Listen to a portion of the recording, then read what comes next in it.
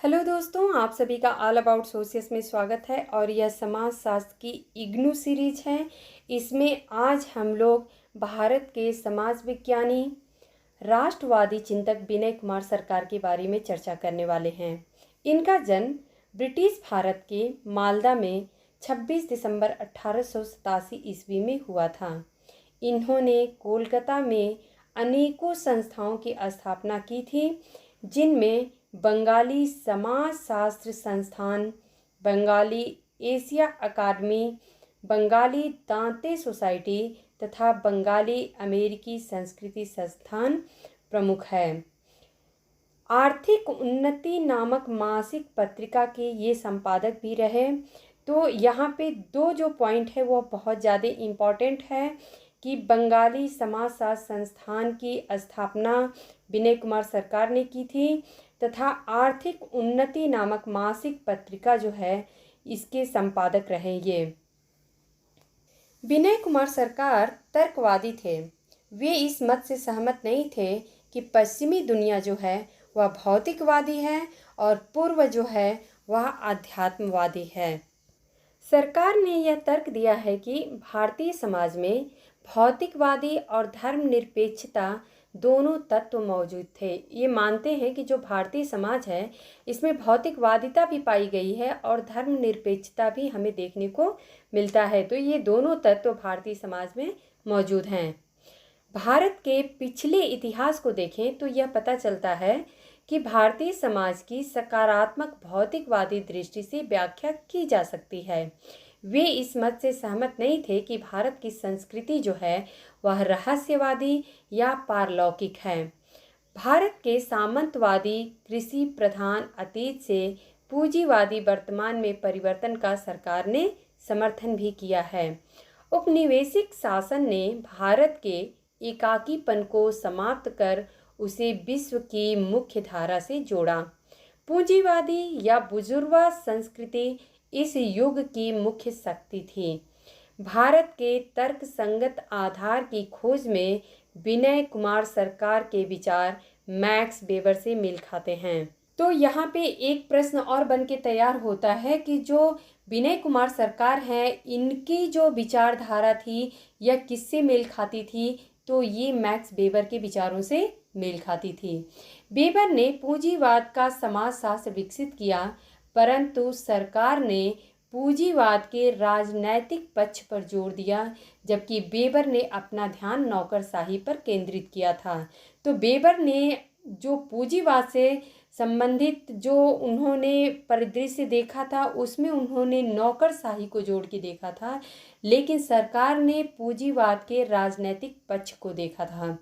विश्व के विकसित समाजों के समकक्ष आने के लिए भारत को आत्मविश्वास और संतुलन की आवश्यकता थी। सरकार स्वयं तो नास्तिक थे, किंतु उन्होंने भारत की धार्मिक परंपरा को कभी नहीं नकारा।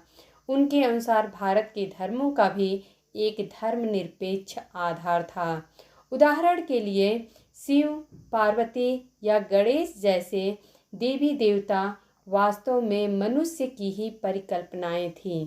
अर्थात ये जो भी शिव या पार्वती या गणेश जितने सारे दुर्गा हैं, काली हैं, जितने सारे देवी देवता हैं, इन सभी की आखिर में मनुष्य ने ही तो परिकल्पना की है। तो इस तरीके से वह भारत में धर्मों का भी एक धर्मनिरपेक्ष आधार देखते हैं। त्याग और रहस्यवाद पर बेहिसाब जोर देने वाली भारतीय परंपरा भारत को बदलते हुए समय के साथ चलने नहीं देगी। अतः भारत के शिक्षित वर्गों के लिए यह आवश्यक था कि वे अपने तर्कसंगत और धर्मनिरपेक्ष अतीत को पुनर्जीवित करके स्वयं को एक शहरी औद्योगिक समाज की चुनौतियों का सामना करने के लिए तैयार करें। इसलिए विनय कुमार सरकार धार्मिक पुनर्जागरण के विरोधी थे। पश्चिमी देशों का बुर्जुआ वर्ग अपने सामंती अतीत से छुटकारा पाने में सफल हो गया था। औद्योगिक क्रांति के परिणाम स्वरूप चर्च व उसके रहस्यवाद और त्याग का आधिपत्य समाज पर से जाता रहा। व्यक्ति अब समूह के दंत चक्र का अंग नहीं रहा। नए युग में उत्पादन की पद्धतियाँ ही नई नहीं थी बल्कि नई सामाजिक स्थितियों का भी उदय हो चुका था। जो नया युग था उसमें सिर्फ उत्पादन की पद्धतियाँ ही नहीं नई थी बल्कि नई सामाजिक स्थितियों का भी उदय हो रहा था। यूरोप के औद्योगिक समाज में व्यक्तिवाद को प्रधानता मिली। व्यक्ति को कर्म और सफलता के लिए उद्यम और प्रेरणा की आवश्यकता थी।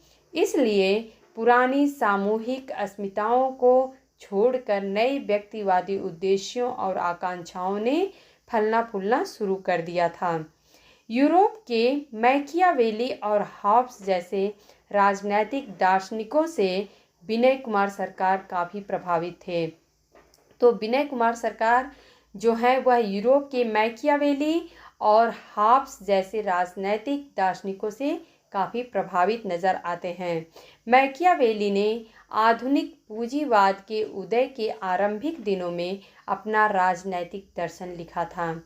पूंजीवादी व्यक्ति अपेक्षाकृत अधिक उद्यमी, आत्मविश्वासी और आर्थिक लाभ के प्रति आकृष्ट था।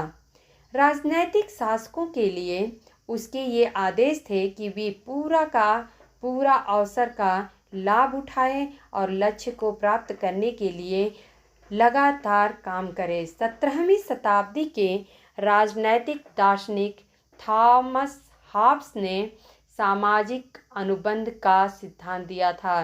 तो यहाँ पे एक प्रश्न और तैयार होता है कि सोशल कॉन्ट्रैक्ट की थ्योरी किसने दी थी? तो यह जो राजनैतिक दार्शनिक थॉमस हॉब्स थे, इन्होंने सामाजिक अनुबंध अर्थात सोशल कॉन्ट्रैक्ट का सिद्धांत दिया था। मैकियावेली द्वारा चित्रित आत्मावलंबी व्यक्ति अब अपेक्षाकृत विकसित पूंजीवादी के लिए उपयुक्त नहीं था, क्योंकि पूंजीवाद में अधिक व्यवस्था और संतुलन की आवश्यकता थी। इसलिए मनुष्य को अपने स्वार्थी लक्ष्यों को त्याग कर एक सामाजिक अनुबंध में बंध कर समाज के नियमों के अनुसार रहना आवश्यक था। इस प्रकार वैयक्तिक उत्तेजना को नियंत्रण में रखा जा सकता था, अर्थात प्रत्येक व्यक्ति की अपनी खुद की जो उत्तेजना थी उसको नियंत्रण में रखा जा सकता था। सरकार का कहना था कि भारतीयों को अपनी रहस्यवादी प्रवृत्ति का त्याग करके पूंजीवादी व्यवस्था के लिए एक नए सामाजिक परिप्रेक्ष्य का विकास करना चाहिए। विनय कुमार सरकार की कुछ महत्वपूर्ण रचनाएं हैं, जैसे कि positive background of Hindu society. यह 4 खंडों में प्रकाशित हुई थी और यह 1914 से 1937 के बीच में इसका प्रकाशन हुआ था। दूसरी इनकी पुस्तक है political institutions and theories of Hindus, जो कि 1922 में प्रकाशित हुई थी। ये कलकत्ता विश्वविद्यालय में अर्थशास्त्र पढ़ाते थे। 24 नवंबर 1949 को वाशिंगटन डीसी यूएसए अमेरिका में इनका देहांत हो गया। तो दोस्तों ये था विनय कुमार सरकार का एक संक्षिप्त डिटेल बोल सकते हैं कि इनकी जो 2 मुख्य पुस्तकें हैं इसको आप लोगों को याद रखने की ज़रूरत है।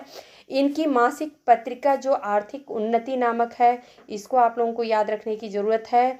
और बंगाली समाजशास्त्र संस्थान की स्थापना इन्होंने की थी। तो ये इनसे जुड़े हुए कुछ फैक्ट्स थे।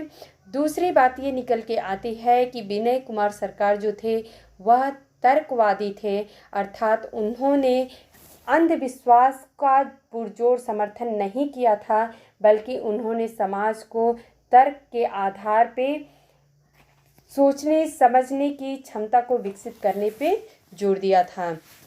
तो उम्मीद है कि आप लोगों को विनय कुमार सरकार का आज का लेक्चर समझ में आ गया होगा। बस आप लोग ऐसे ही पढ़ते रहिए, हमारे साथ जुड़े रहिए। धन्यवाद।